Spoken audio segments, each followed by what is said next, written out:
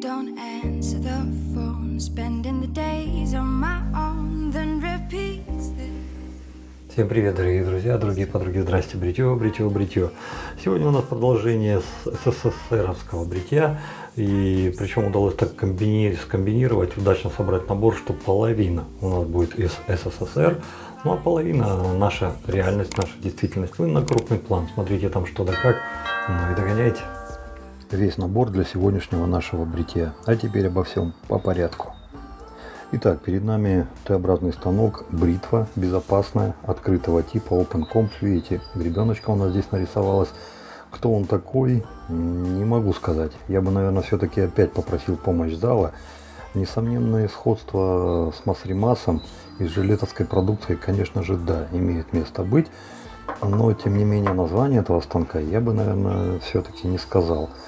Металл здесь вполне себе приличный, это не алюминий, не силумин. Подсказкой может быть, наверное, все-таки вот верхняя крышка.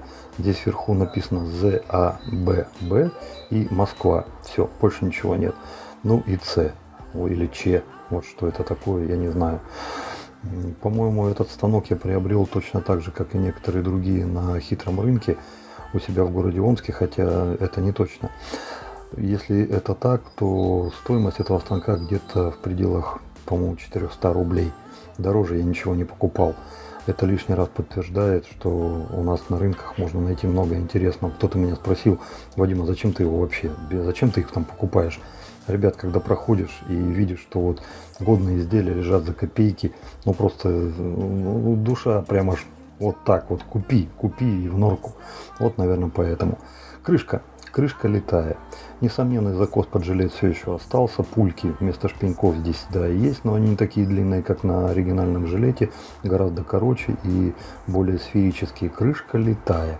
Это несомненно. Тут прям видно, прям вот по ней, что это летая.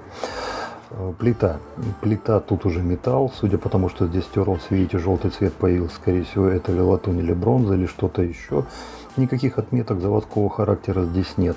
Но выгнутость и толщина металла подвигает меня к мысли о том, что это штампованная и вот так вот потом хромированная. Ручка.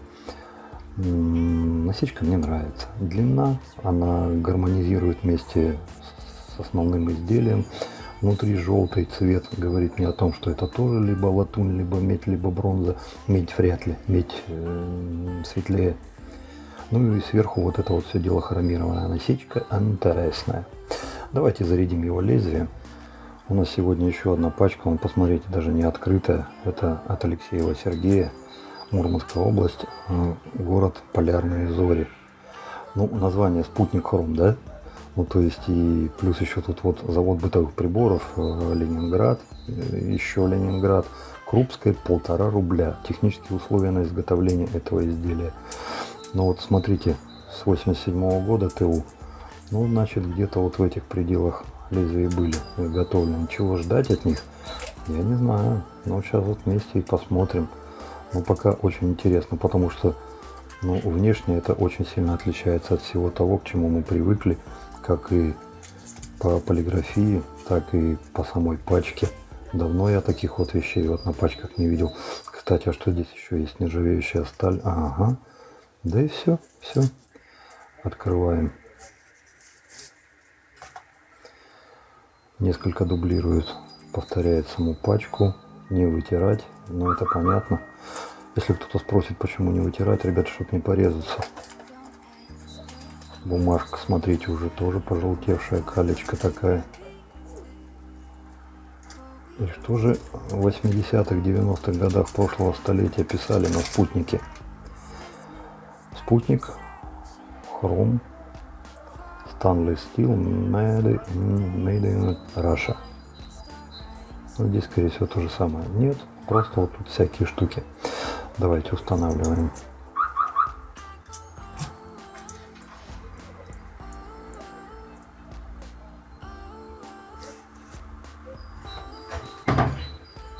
Ушки, видите, маленько выходят. Значит, тоже где-то в пределах, судя по тому, насколько они выходят, здесь, наверное, 40 миллиметров, не более того, вылет лезвия.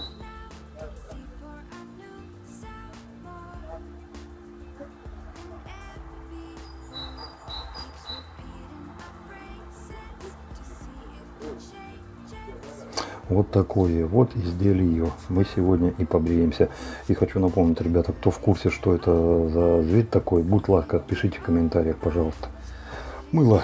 Ничего советского у меня не осталось, поэтому вот сейчас я пытаюсь какие-то другие марки показывать. Почему апрель 19? Ну, наверное, потому что ТДС, наверное, потому что Беларусь, правильно говорить. И, наверное, потому что это одно из самых расхожих мыл на постсоветском пространстве. Мыло достаточно известное, приобрести его можно во многих магазинах. Цена вот такой вот баночки, в которой находится 100 мл, где-то в районе 300 рублей. Плюс-минус там у всех по-разному. Но есть еще и толбетки, маленькие по 60 грамм. Те вообще там, смешно сказать, по-моему, 120 рублей. Если все это перевести в валюту, то получается маленькая таблетка 60 грамм у нас даже $2 не вытягивает. А тут 300 рублей, ну что это, 8 баксов за 100 миллилитров, за 100 грамм. Но это нормальная цена. В данном случае у нас мыло деликатное, ноты сирени. Состав, кому интересно, смотрите, пожалуйста. Нажмите на паузу. Натуральное, на растительных маслах. Ребят, честно сказать, сирени я здесь не унюхал совсем. Есть какие-то другие запахи, даже, может, возможно, где-то чуть-чуть на шатырь я унюхал, но сирени я здесь не учувствовал. Один раз у нас был разговор на эту тему. Как так? Обещали же сирень, сирени нет. Ну, мне ответили так, это ноты сирени родной. Так что, кто учувствует, тот молодец. Ну, я вот не учувствовал. Мыло не твердое, но и не мягкое, средней консистенции. Вот сегодня такой красотой и побреемся. Кстати, сбоку сладкие ноты сирени, нежная, стойкая, бла-бла-бла. Растительный глицерин, срок хранения 24 месяца, дата производства, шунгитовая вода. Ну, короче, вот тут все описано, из чего, почем, сколько и как. Естественно, что сделано в Беларуси. Вот. Им сегодня побреемся. Поможет нам сегодня вот этот монстр. У меня остался один помазочек советских времен, и я вот не знаю, на какую дату его приурочить, то ли на 1 мая, то ли на 9 мая, вот еще не определился. То есть, ну, само собой, к дате. Какой? Вот сейчас думаю пока. Возможно, вы подскажете. А сейчас я, наверное, хотел вот этим помазком как-то подчеркнуть, что в те времена было много непритязательных вещей. Хотя вот этот помазок Рейне Борстен от компании Спокер, но он достаточно современный, его и до сих пор еще можно взять где-то в районе 120 рублей. Ну, то есть, представьте, кабан натуральный и плюс еще 120 рублей. Это, наверное, самый недорогой помазок из кабана, который на сегодняшний день можно взять. Да, он маленький, да, он такой непритязательный, но и недорогой. Щетина, естественно, натуральная, настоящая. Вот сегодня вот этой красотой и будем бриться. Войдет ли в банку? Да, войдет, конечно, куда он нафиг денется. Сейчас узнаем. А заполируемся сегодня, ребята, вот такой красотой от Праса. Есть у меня еще одна штучка, такая, знаете, на финиш. Но я ее тоже к той же самой дате, куда и все остальное берегу. Вот я ее туда хочу. А сегодня у нас будет Праса. Крема ликвида да Барба. Антиэризоны. Это против раздражения. Это старая упаковка, ребята. Это еще до ребрендинга. А после того, как Праса поменяла все, сейчас у них там несколько другая расцветка стала. Тот же самый крем стал, скажем так, это молочко после бритья. Оно стало выглядеть несколько иначе. Вот это вот антиэризоны уже оно пропало. Но тем не менее, это все то же самое. Что это? Это крем, ну как крем, молочко после бритья. Там и экстракт зеленого чая, там и экстракт овса, и, по-моему, даже что-то там то ли от аниса, то ли от мина, что-то такое есть. По-моему, от аниса. Короче, вся эта штука призвана только к одному. Снимать ваше раздражение, успокаивать вашу кожу, увлажнять ее и давать тонус. По рецептуре я посмотрел, тонуса здесь нет. Но, судя по всему, то, что здесь все натуральные вытяжки, и этот крем-молочко осталось у меня, он все-таки дает тонус. Чем это мне нравится, скажу в конце обзора, но то, что мне это нравится, это 100%. Если кто-нибудь что-нибудь так вот как-то думал, что вот если брать что-нибудь после бритья, слишком там все раздражено, это один из вариантов, ребят. Стоимость, ну, 1200 у нас в России. За бугром пляшет. Вокруг там где-то примерно 5-6 евро. Так что где у кого как руки дотянутся, там и смотрите. Но то, что эта штука неплоха, это точно. Вот сегодня она нам и поможет. Все, пошли бриться.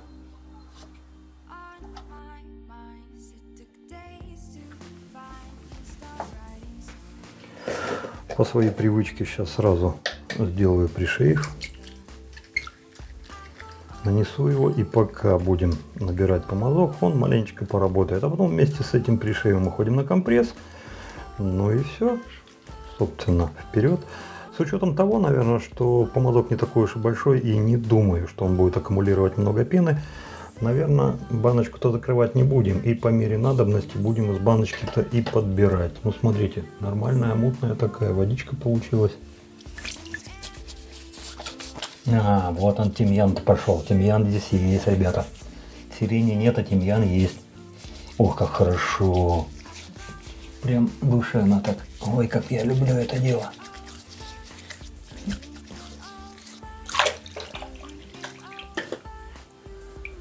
Ну и пропал тот запах, который то ли, я не знаю, то ли это наш отырь был, то ли аммиак, что-то вот такое какое-то.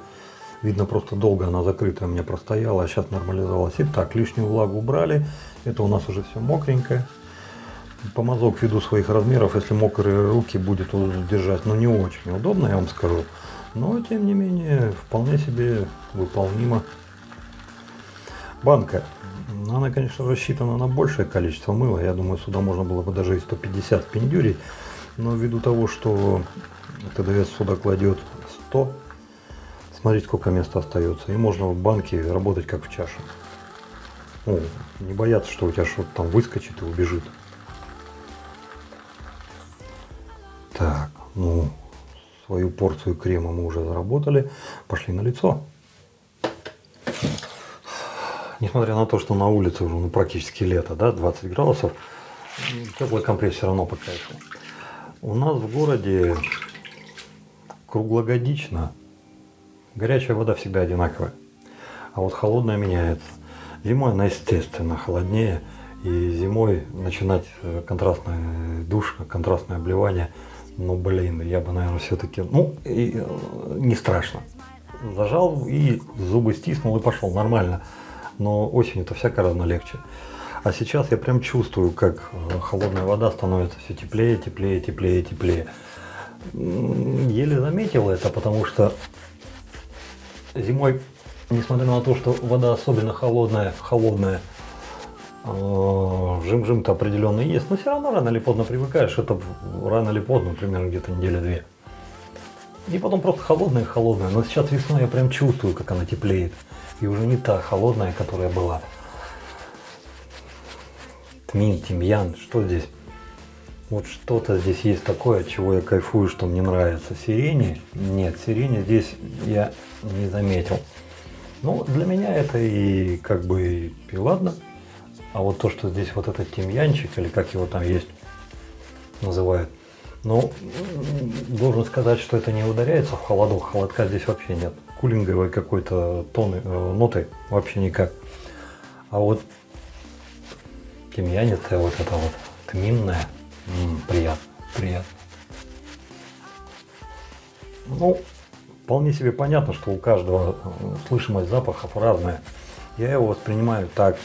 Кто-то слышит его совершенно по-другому. Вот я его слышу именно так. И мне это нравится. Фактура на лице. Пользуясь этим мылом на постоянку, я бы второй раз такой ошибки не допустил. Я бы набирал гораздо меньше на помазок. И уже доводил бы до той пены, которая мне по кайфу. А тут мне приходится снежные завалы разбирать. Вон, видите, сколько всего. Так, ладно. Все равно сейчас я ее толком не разжижу. Буду работать по такой и постараюсь сделать поправку на то, что станку нужно прорваться к коже. Чуть-чуть, возможно, и буду поддавлять, а возможно и нет, потому что вес станка-то приличный. Сейчас тут наверняка где-нибудь появится, сколько он весит. На крупном плане, жалею, не сказал об этом, но можно не давить. Увесистый такой, прям хороший. Так визуально я его воспринимаю где-то грамм как, я не знаю, 70-80. Вот в этих пределах, плюс-минус. Поехали.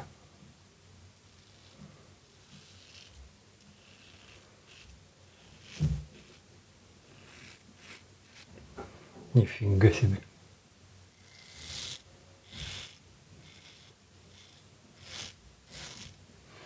Я в чешуении сейчас и от станка, и от лезвия. Во-первых, лезвие огонь, а во-вторых, станок бархат, просто реально бархат.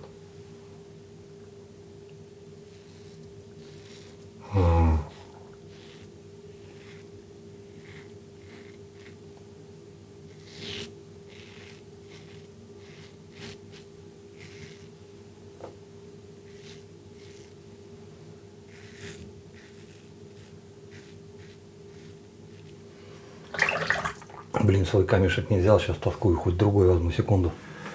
Мюлевский первый под руку попался. Да, совсем другое.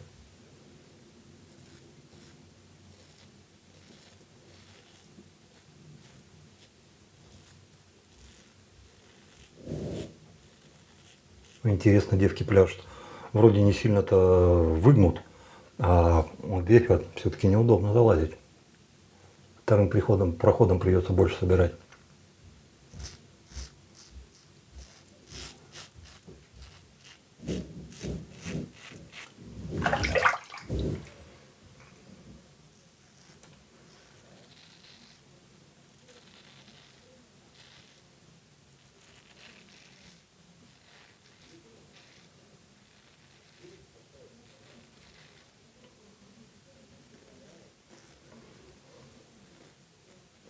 Ну и все. Второй проход. Мало дофига, подскольжения есть. Ну, ТДС, ТДС. С водой еще больше. Так.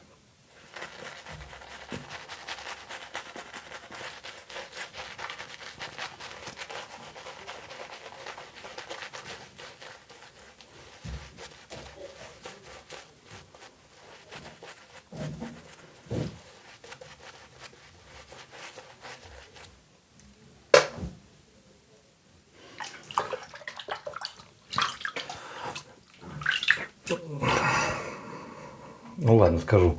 Думаю, маленький, а на второй проход смотрите, сколько осталось. Плюс в чашу еще не лазил. Что-то с третьим будет, хватит или нет. Вот о чем подумал.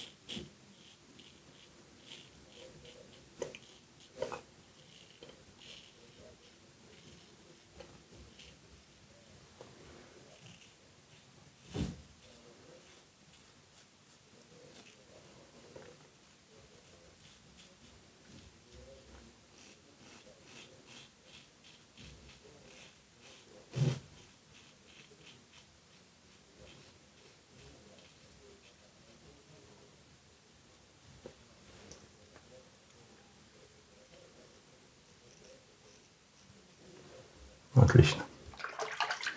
Третий.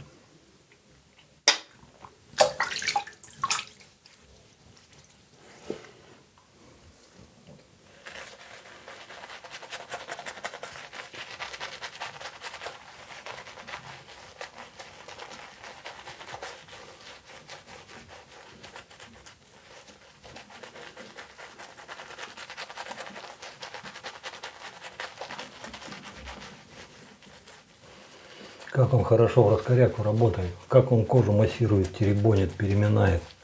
Как взрослый, как большой. Так, водички.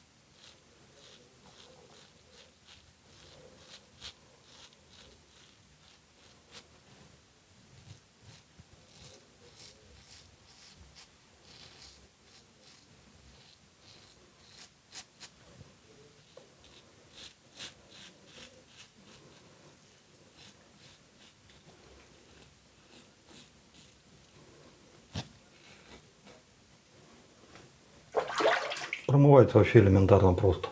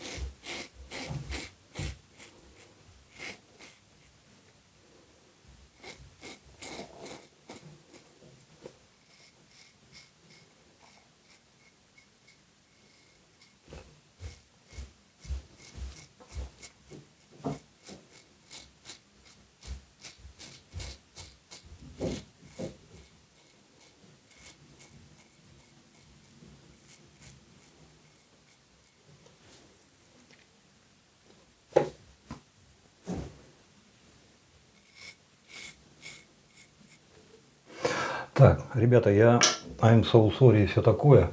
Я вот тут неправильно прошел. У меня должен был быть другой. Что-то меня переклинило. Сейчас я справедливость восторжествую. Вернее, она восторжествует, я ее восстановлю.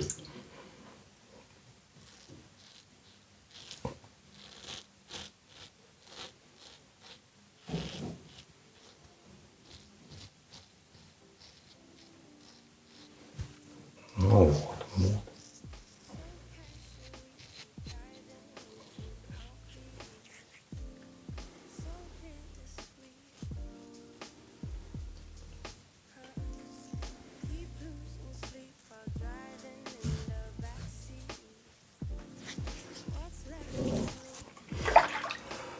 Все, компресс. Что же у нас по мазкам-то творится? Ну вот, ребят, ни разу не заходили в чашу, как с самого начала набрали. И по факту хватило бы, наверное, все-таки и на 4-й, и на 5-й. За что тут хвалить и кого, помазок или мыло, это мы разберемся в конце, но пока получается вот так. Все, компресс. А завершающий прохладненький. Хорошо. Так, все-таки где-то там чуть-чуть коцнулся.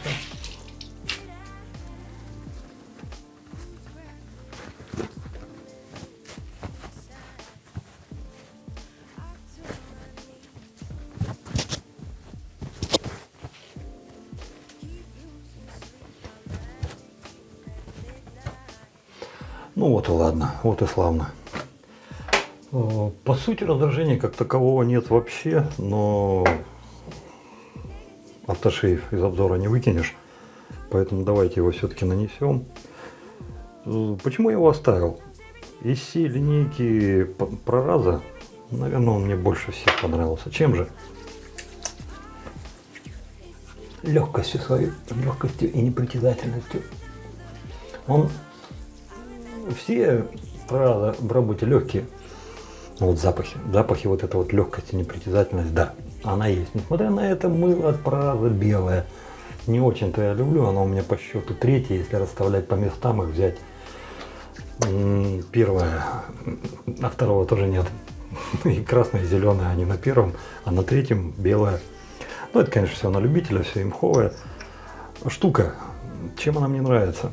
Нравится тем, что свою работу выполняет честно, нравится тем, что после себя не оставляет следов, высыхает быстро, никаких испарин, кожа после нее, но если не как у младенца, то где-то рядом, ну может там первоклашка, тоже неплохо, тоже пойдет для мужика 55 лет от роду, да и для других тоже.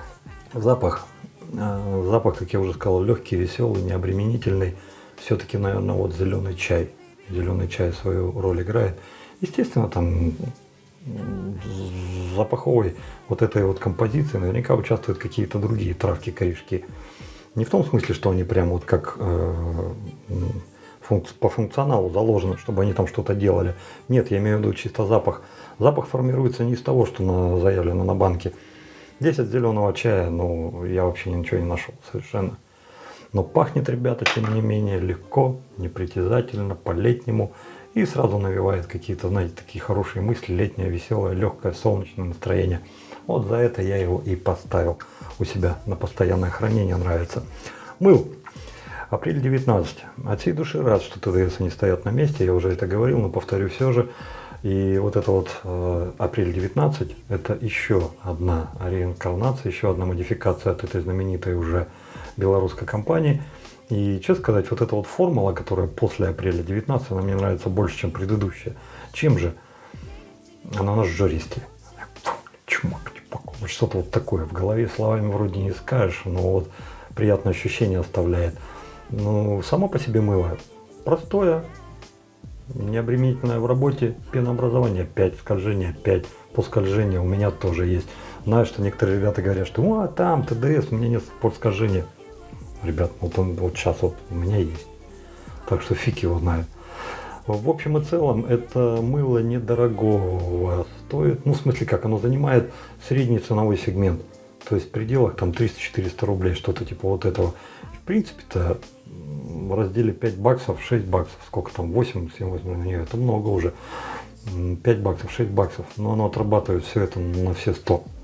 Я-то думаю, что у нас на сайте буржуины косят этот ТДС. Косят, ребята, косят. И по второму, третьему кругу им нравится. Ну, то есть не только мы, но и они раскусили, что вот за такие деньги такое мыло, это как бы есть год.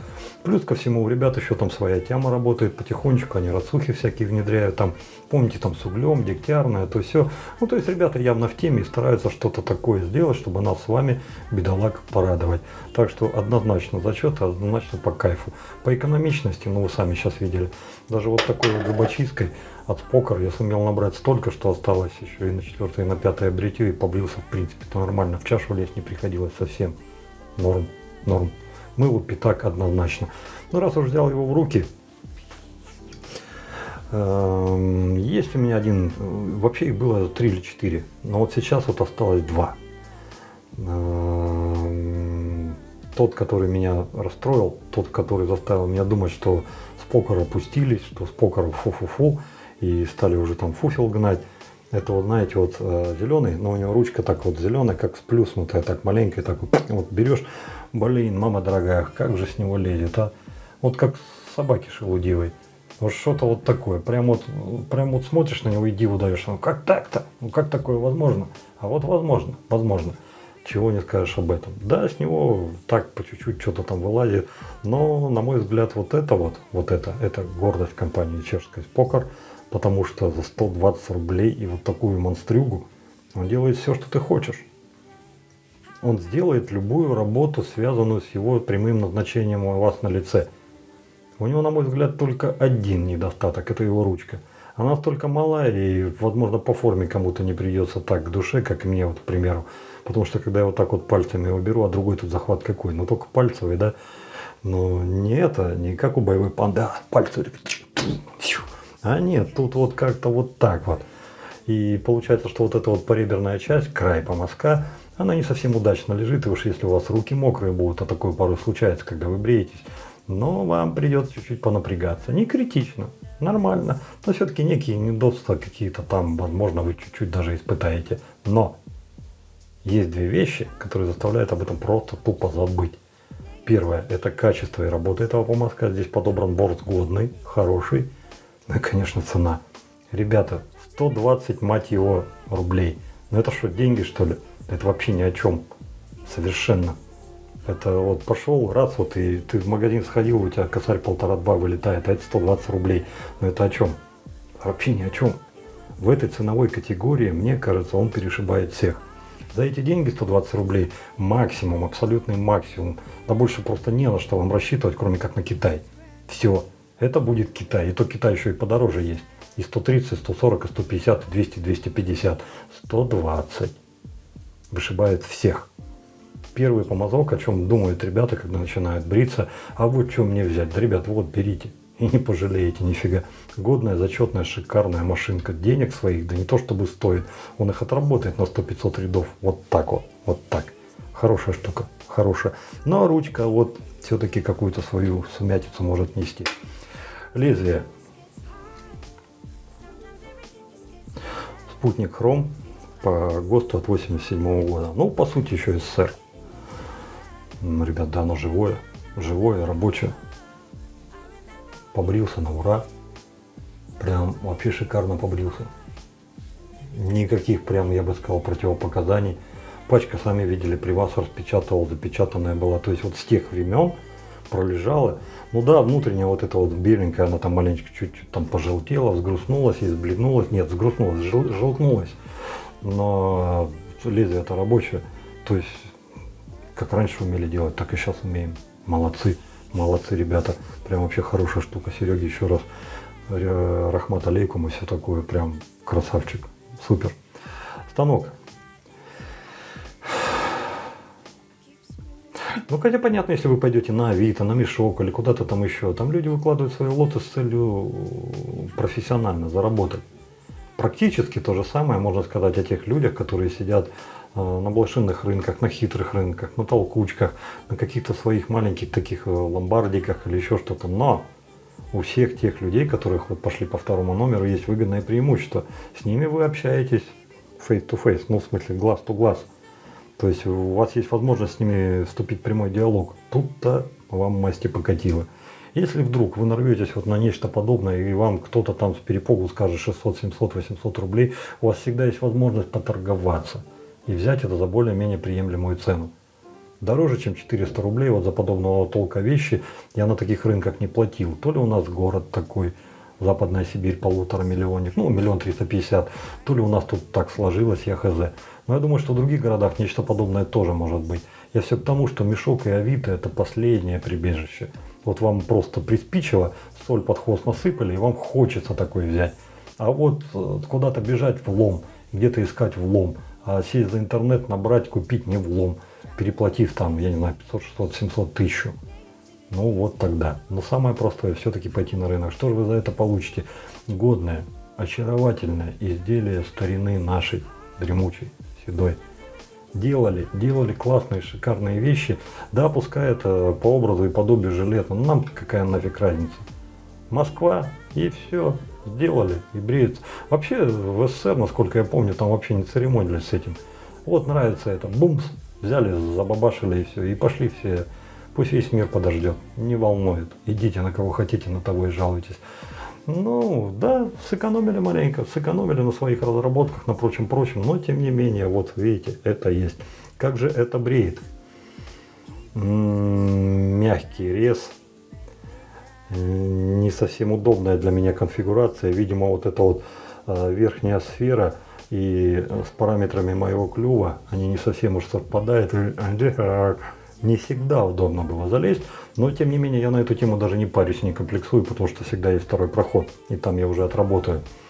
Станок достаточно юркий, ввиду того, что голова у него не шибко длинная, везде во всех местах можете подлезть. Те хвосты, которые торчат здесь, мне не мешали совершенно. Я-то знал, что они там есть, а раз знал, ну, предупрежден, вооружен, и я уже старался так, чтобы они в работу как меньше вступали, а лучше вообще не вступали.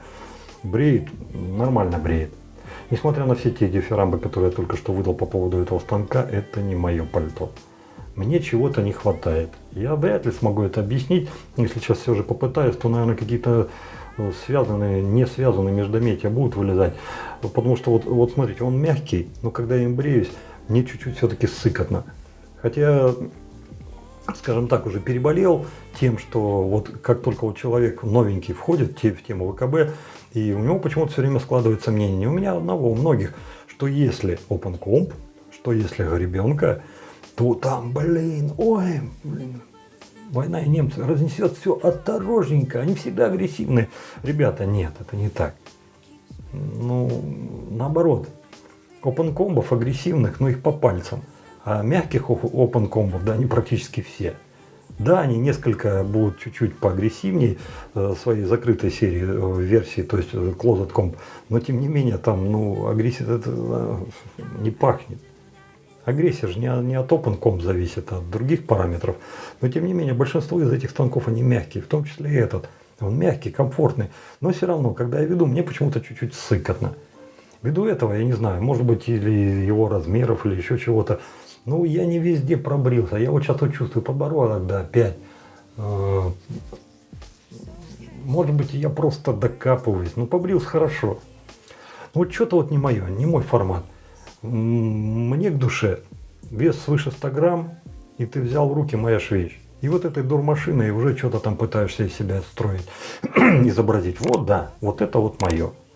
Ну а вот такие маленькие, ну я к нему и отношусь соответственно. Несмотря на то, что он полностью это в принципе годный и хороший инструмент. И уж для новичков-то точно пойдет стопудово. То есть вообще даже без вариантов. Ну вот, пожалуй, что и все. Сейчас готовлюсь открыть новую рубрику. Это будет чисто наша мужская. Какая? Пока рано говорить. Я думаю, что недельки через 2,5-3 вы сами все увидите, выскажете свое слово. Ну и, пожалуй, что и все. Давайте заканчивать. Добра, счастья, радости. Берегите себя, берегите своих близких. Дай вам Бог здоровья. Пускай всегда все будет хорошо. Ну и до новых встреч. Пока-пока. Подписывайтесь на канал. I